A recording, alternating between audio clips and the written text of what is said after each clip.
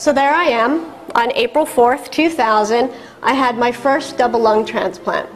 And I just want to take just 1 second to kind of have you do this. That's me and this is me. But sometimes I think when we walk into a room and we see that, we don't see this. The physical therapy team came in and they said, "All right, Tiffany, time to get up." And I thought, you're kidding me, right? I just had a transplant. But they do. They get you up and they walk you around the hall. And there's one person holding you up by your belt. There's one person who's pushing the wheelchair that's filled with your chest tubes and all that stuff. And then there's one person who's bagging you. And as we were walking around the halls, these folks, the physical therapists, were talking about their weekend. And they were talking about the party they went to and who said what to what and all of this sort of thing. And the more I walked, the more anxiety I felt. Because I started thinking, oh my gosh, the guy who's bagging me is getting so involved in his conversation. What if he forgets to bag me? Or what if he gets off rhythm? Or what if, or what if, or what if? But as a patient, there really couldn't be anything I can think of that's more vulnerable than somebody literally breathing for you. And oftentimes things that become very mundane for you may not feel mundane when you're experiencing them. I consider myself a student of dying, and I don't think that that's just for sick people anymore. Actually, I think we can all be students of dying. What do you see when you go into your patients' homes? What do you see when you work with the patients and the families? What you see is what's important in life.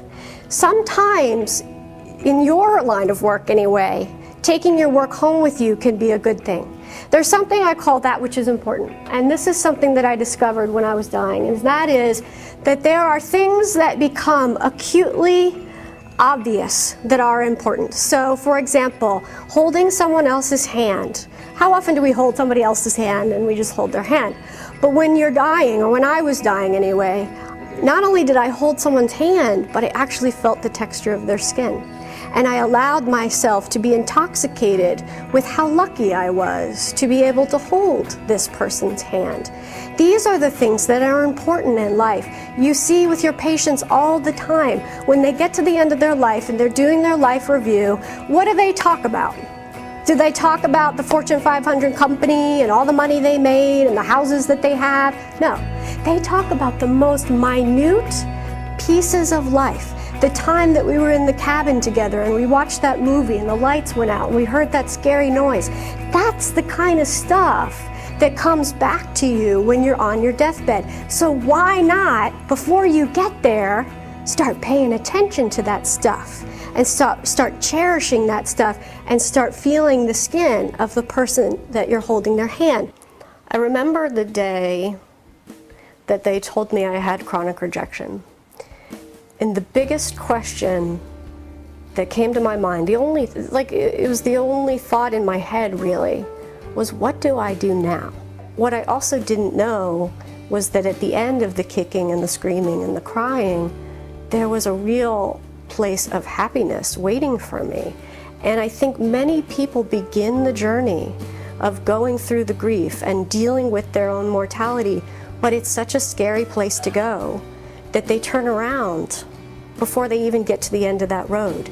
And they end up walking back into the place of denial where they're just not going to think about it and they're just not going to process those emotions because it's just too hard.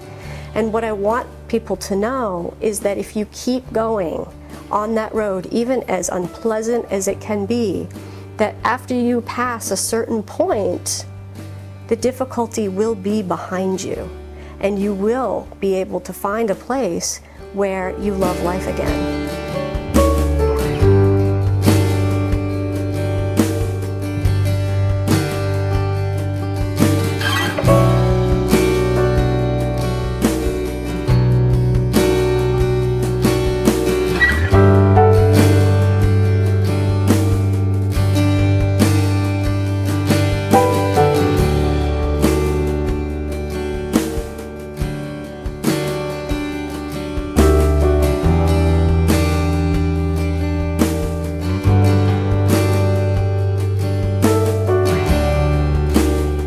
to have people in our lives who are willing to walk beside us on that journey, I cannot really think of a greater gift. So, from the bottom of my heart, on behalf of myself and all of your patients, I just want to say sincerely, thank you. And thank you for being here today.